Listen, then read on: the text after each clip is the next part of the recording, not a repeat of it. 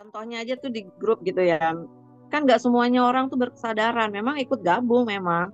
Cuman apakah ini dilakukan apa enggak kayak gitu. Kan dari kesadaran.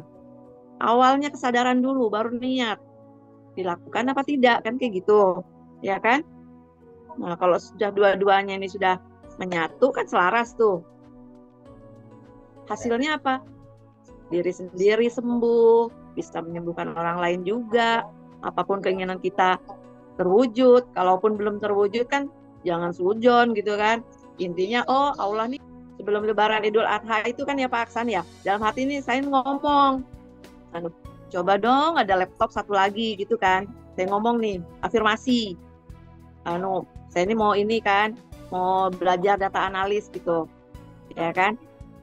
Nah malam Lebaran itu Pak Aksan ya 2 hari kemudian dari saya afirmasi itu dapat WA saya tuh disuruh ambil laptop.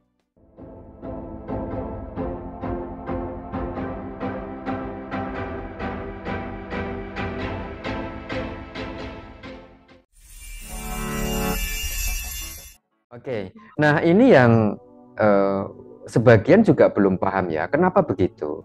Kadang-kadang kalau kita mengatakan bahwa energi bisa menyembuhkan semua penyakit fisik dan mental, kadang-kadang disebut ini overclaim gitu ya.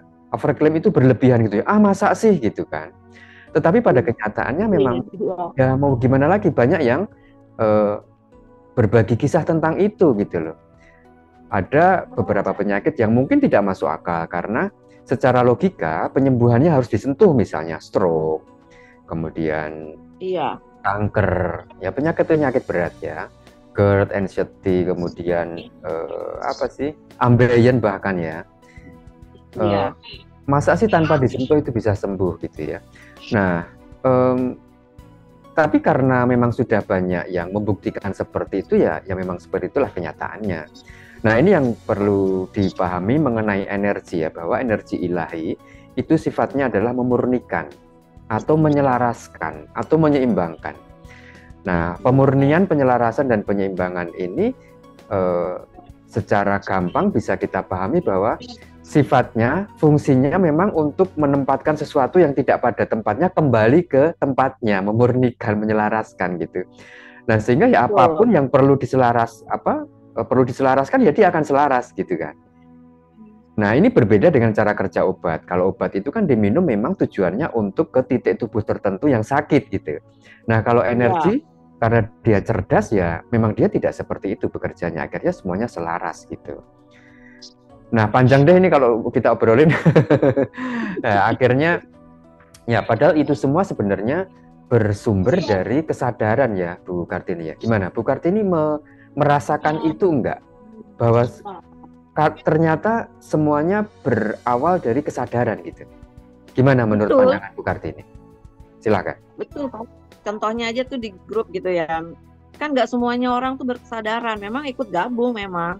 Cuman apakah ini dilakukan apa enggak kayak gitu. Kan dari kesadaran. Awalnya kesadaran dulu baru niat. Dilakukan apa tidak kan kayak gitu. Ya kan? Nah, kalau sudah dua-duanya ini sudah menyatu kan selaras tuh. Hasilnya apa? Diri sendiri sembuh, bisa menyembuhkan orang lain juga. Apapun keinginan kita terwujud. Kalaupun belum terwujud kan jangan sujon gitu kan. Intinya oh Allah nih masih mau ngobrol nih sama aku. Kayak gitu. Jangan langsung ini loh Allah nih loh. Kok nggak ngewujudin nih apa namanya tuh keinginan aku gitu. Nggak bisa gitu. Siapa lo gitu loh. Ya kan? Iya. Nah, iya benar banget ya. Jadi memang ada proses yang perlu difahami. Nikmatin prosesnya kayak gitu. Proses seperti apa sih? Proses di mana semesta atas kehendak Tuhan itu mempersiapkan atau menata diri. Contoh nih yang sering kita bagikan contohnya ya, ketika kita pengen misalnya pengen beli mobil bekas gitulah ya. Apa yang harus dipersiapkan semesta? Ya selain kita punya uangnya, harus ada mobil yang dijual dong. Kalau nggak ada yang dijual, apa yang bisa kita beli gitu kan? Nah, mobil yang dijual itu juga harus ada dong alasan orang menjual mobilnya. Nah, salah satu contoh misalnya, dia butuh uang mendesak karena apa? mungkin karena usahanya sedang drop, atau ada keluarga intinya yang sedang sakit keras sehingga dia BU gitu kan. Nah, ini kan berarti semesta harus membuat sakit anggota keluarga dia misalnya, harus disakitkan. Nah, itu kan rentetannya banyak sekali. Nah, itu biasanya yang contoh yang mudah untuk dipahami bagaimana semesta berproses atau menata diri untuk mempersiapkan ya gitu. Jadi ya nggak mungkin dong kok tiba-tiba terjadi tanpa sebab, karena kan semuanya harus semuanya kan berrentetan ya, bersebab akibat ya. Satu sebab akan mengakibatkan yang lain gitu. Kalau semua permohonan atau keinginan dikabulkan, nah sekarang kalau ada 2 calon presiden dan semua dikabulkan gimana? Masa presidennya 2? Betul. Oke. Keren. Jadi nah dengan Bu Kartini merasakan bahwa level kesadaran itu meningkat gitu, apa yang Bu Kartini rasakan? Hidup itu lebih damai. Damai. Saya tuh pokoknya damai aja gitu, bahagia aja gitu. Kan pilihan ya, hidup kan pilihan, pilihnya arahnya kemana, mau kebahagiaan atau apa gitu. Iya. Dan ini dari pilihan yang kita yakini itu, di situ timbul kebahagiaan. Gitu. Ya, oke. Mantap ya. Ya mungkin Bu Kartini juga beruntung ya. Beruntungnya karena bisa kondisi seperti itu gitu Bu. Atau itu melalui proses Bu. Sebelumnya memang seperti apa yang dialami atau dirasakan Bu Kartini? Apakah memang dari dulunya seperti itu, ataukah sebelumnya tidak seperti itu lalu bisa berubah? Udah seperti itu, cuman kan kayaknya sebelum meditasi itu kayaknya flat aja gitu kan.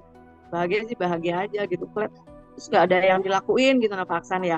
Nah, dengan ikut ini sadar nafas itu jadi kayak membuka gerbang pengetahuan. Jadi saya tuh kepo sama apa aja gitu. Bukan kepo sama tetangga ya, bukan. Bukan. Tapi kayak pengetahuan, oh ini loh bagus nih, gitu. Nah saya tuh paksan tuh kan nggak bisa, saya tuh data analis ya, saya pelajarin itu data analis, saya pelajarin. Nah terus kan saya kan ikut kelas speaking juga itu kan ya, jadi saya apapun kelas tuh saya ikutin tuh, yang menambah pengetahuan saya gitu. Oke, berarti semangat hidupnya nambah. Ya. Oke, berarti semangat hidupnya nambah ya. Ini jelas banget. Ya, bangkitnya lebih aktif aja gitu. Cakra, ya. Oke. Ya, keren. Oke. Ya, kalau yang keluhan kesehatan tadi apa Bu? Memang apakah dulu waktu mau join di RSN memang dulu dipertemukannya seperti apa Bu? Atau sebelumnya pernah kemana, pernah ikhtiar apa yang dilakukan gitu? Belum ada. Cuman kan saya memang ini ya, kok kayaknya pengen meditasi gitu kan. Memang ikut itu ya, mau meditasi itu udah lama paksan ya. Cuman kan saya tuh kan nggak tahu caranya gitu kan. Terus dari cerita-cerita yang ada tuh kayaknya kok ketemunya serem-serem gitu, takut saya kan. Nah terus saya tuh nonton ngaji Rosso, bintang tamunya nih Bang El kan. Wah ini nih, klub dah ini gitu. Langsung cocok gitu ya. Saya buka YouTube-nya RSN, wah oke nih, ya udah saya ikutin tuh, saya lihat terus itu YouTube-nya kan, panduan-panduan ikutin. Gitu. Ya, Bu Kartini, kalau salah satu hambatan terbesar dalam bermanifestasi itu kan mental block ya. Nah, salah satu contoh mental block itu ya ego itu sendiri. Ego itu tidak selamanya buruk, karena ketika saya pengen makan sate Padang misalnya, itu adalah ego. Kemudian saya punya keinginan apa, itu adalah ego. Hanya dia akan menjadi tidak baik kalau tidak tepat waktu dan tempat ya. Waktu dan tempatnya tidak tepat, itu menjadi salah gitu. Dan ada sebagian orang juga yang sangat memanjakan egonya. Apa itu? Ya, misalnya dia menikmati betul rasa kecewanya misalnya, atau benci Ya. kepada seseorang gitu. Dia larut dalam perasaan itu, menikmati betul, puas banget kalau bisa benci sama orang gitu kan, atau jengkel sama orang gitu kan. Nah, itulah akhirnya yang membuat vibrasi dia akan terus memburuk gitu. Nah, bagaimana pandangan Bu Kartini tentang hal itu, Bu? Tentang ego, memanjakan ego gitu. Lebih mengendalikan diri sih kalau saya itu ya. Jadi kalau misalnya saya diomongin orang, saya tuh cuek aja, kayak gitu sih. Saya tuh nggak mau masukin ke hati gitu, menguras energi gitu sih, saya pikir gitu. Oke, keren. Ya, itu langkah sederhana, simple. Iya. Tapi apa namanya, working ya, manjur gitu ya. Nggak perlu banyak berteori lah ya, gitulah ya. Iya. Nah, pokoknya ya gitu aja. Dan juga hindari orang-orang yang toksik, itu sih Pak Aksan. Sebenarnya tidak perlu dihindari juga, kita akan terhindar Bu kalau memang kita tidak sefrekuensi sama. Jadi menjauh sendiri kan mereka. Iya. Nah, Bu Kartini nggak merasa gimana gitu Bu, misalnya kaget atau sakit hati gitu, kok dia menghindar sih misalnya gitu? Enggak, karena kalau memandang orang tuh memandangnya positif aja, biarpun orang tuh mau berlaku buruk sama saya, tuh pikiran saya tuh mandang dia tuh positif aja.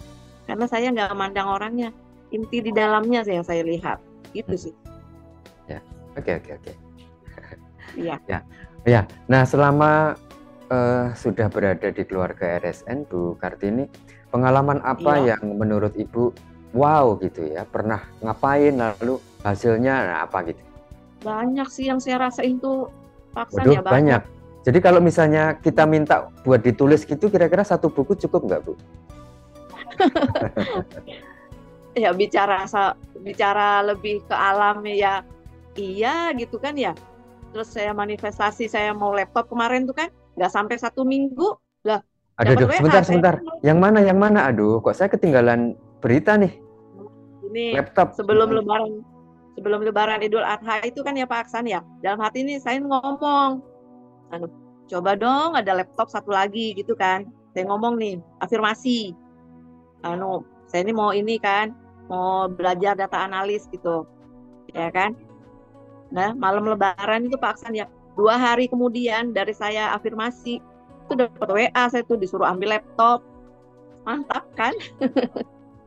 Kayaknya dari kekuatan doa ini ya, infinity love itu juga ngaruh itu. Oke. Nah, begini Bu, ini berdasarkan sharing juga ya dari teman-teman, ini saya hanya merangkai saja ya. Hanya sharing ya.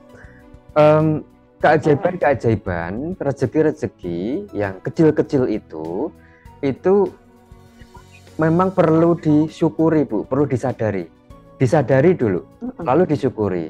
Karena Tuhan sendiri berjanji ketika kita bersyukur, Dia akan melipat gandakan. Itulah itulah yang sering tidak banyak disadari sehingga lalai untuk mensyukurinya. Akhirnya tidak dilipat gandakan atau tidak berkelanjutan. Iya. Karena ketika kita bersyukur, vibrasi kita naik. Kita akan berada di vibrasi berkelimpahan. Nah, makanya kan sering ada cerita ya, orang yang beruntung dia akan selalu beruntung, dikejar keberuntungan. Sebaliknya, orang yang sial, yang dihimpit masalah, akan ada banyak masalah lain yang datang bertubi-tubi. Itu. Hanya saja itu tadi ada masih sebagian yang tidak menyadarinya, lalu tidak mensyukurinya hal yang kecil tadi. Gitu. Iya. Yang dianggap rezeki itu hanya yang besar-besar, hanya yang berupa uang. Gitu. Iya. Oke, keren. Dari yang kecil-kecil banyak. Gimana, lanjutin dong ceritanya. Ini tadi cuma mengulas aja sih. Terus dari tagline-nya Bang El itu kan yang jaga pikiran, jaga vibrasi, olah rasa, itu semua kan masuk di kesadaran loh Pak Aksan. Ya kan? Masuk itu. Cuman kan kadang orang nggak mikir ke sana gitu. Ya